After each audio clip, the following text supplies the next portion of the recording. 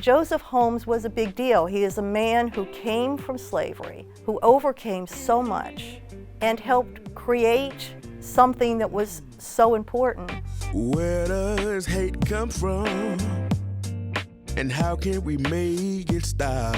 The 1868 Virginia Constitution, which gave freedmen the right to vote. It provided for education. It provided for civil rights. And because of those beliefs, he was murdered. We need to pay attention to all the helpless cries. We gotta stop the madness before another life goes by. There are still open murder indictments against those men.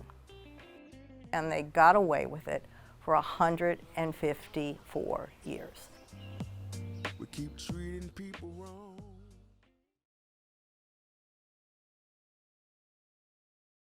This is the part where the rain pitter-patter weeps, blood red stained on the steps of the courthouse.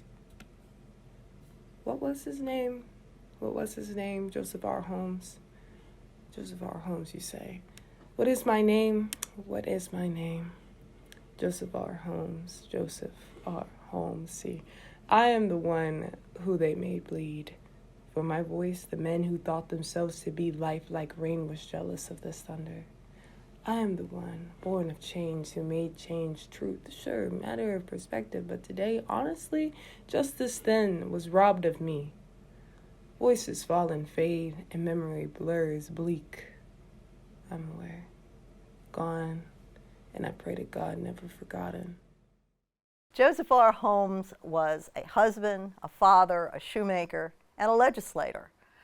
He was born into slavery in about 1838 in Charlotte County, Virginia, and somehow learned to read or write. We don't know how, but somehow. After emancipation, he became very active in politics. He was selected to run on the ballot to be a delegate at the Virginia Constitutional Convention. The delegates were charged with creating a new constitution for Virginia, incorporating the rights of the freedmen. Joseph Holmes was one of 4 men elected to represent Halifax and Charlotte counties at that convention, the first black man elected to anything in Charlotte County.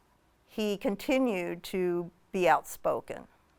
And this outspokenness, his belief that all men were created equal, that they should have the same rights, the same freedoms, the same civil rights, got him in trouble with a lot of the local white families. Because of this, he became a target.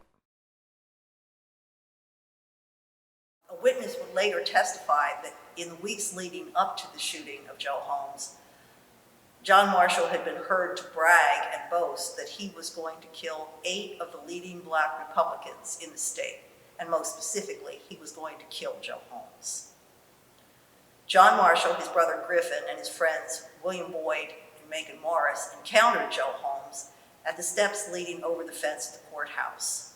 Words were exchanged, and William Boyd struck Joe Holmes with his walking stick.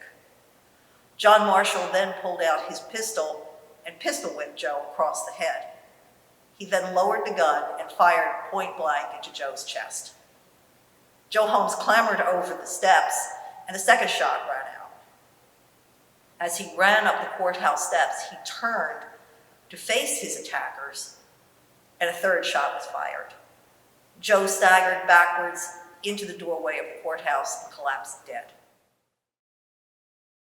Desperate is the man whose first hug he ever felt was the rapture of chains, and hoarse is his voice, whose cries boast against the rain, but never silent, never silenced.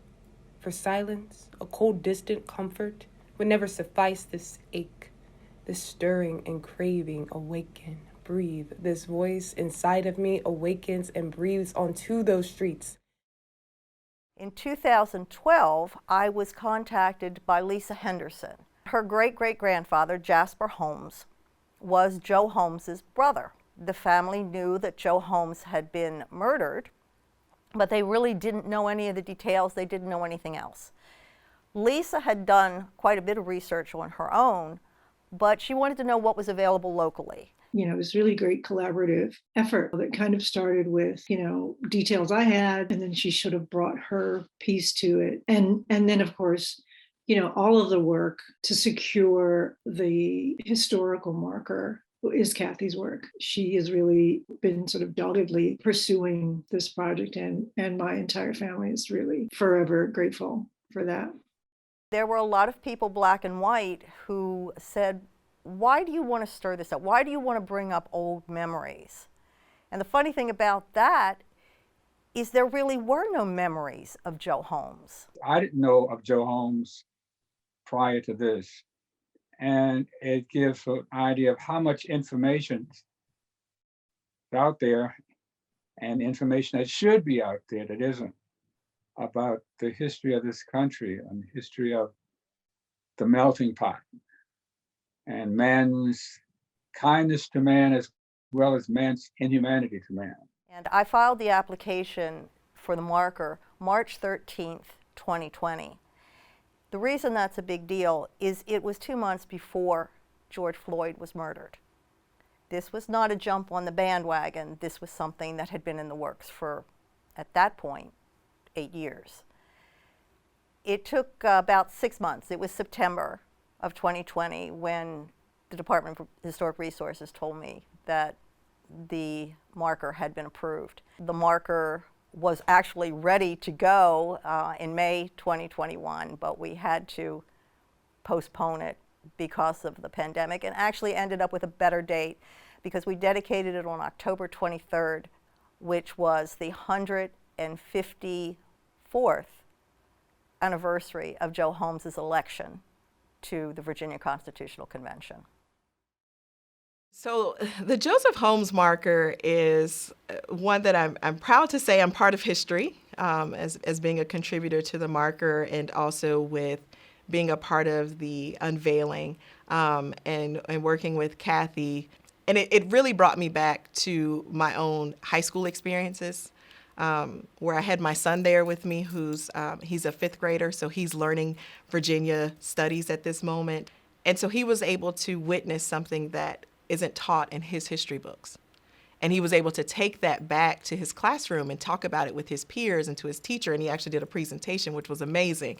And he was able to tell his teacher, who grew up there, who lived in the community, whose family is of the community, something about the history at just 10 years old. I certainly am glad to see a monument or a marker that acknowledges an enslaved person occupy a place of equal standing. They are at the seat of power. I've always liked to help others and get involved in ways that I can make something easier for somebody else. So, and this was another way I could take part in that desire. Joe was looking down, and let me tell you, that day, things came together for that dedication. That dedication was a very special day. 1, 2, 3.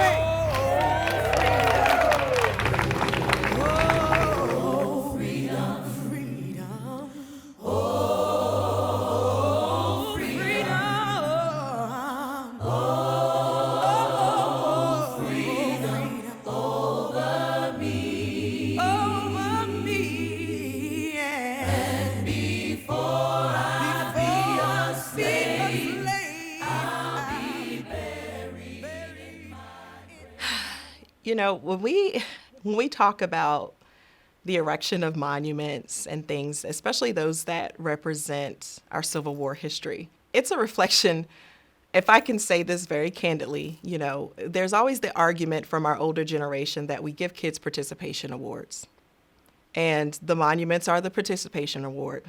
You participated in the Civil War and you lost, and that's really what it is. But more so, it is this ongoing psychological reminder that me as a Black person in our Black community, that you have to know your place.